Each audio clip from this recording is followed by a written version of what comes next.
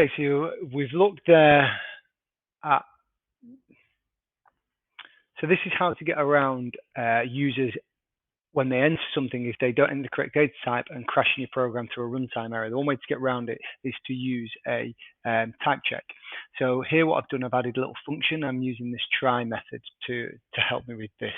And what this will allow us to do is, if the user does not type an integer, the program will not crash. It'll just ask them and prompt them again via the validation of a type check to re-enter the correct data type. So you can see here I've got a variable phone number. That's going to be assigned to my user input. Here what I'm doing is I'm calling this function here. So I'm calling the function, and then what I'm doing on this line is making sure, and I'm telling this method that it should be accepting an integer. If it does accept an integer, it will return the user input and assign it to the variable phone number. If it is not an integer, it will say, no, this is wrong, and re-ask this question again. You can also put multiple other validations within this try method, like your range check or your length check, whichever you need, or your presence check. So if I was to run this code now,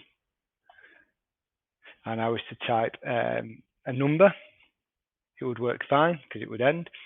If I was to type something which wasn't a number, as you can see before where the program crashed because it was expecting an integer, we ask the question again, I put an integer and it works. And that's a simple way to do a little bit of validation, and that's how a type check works.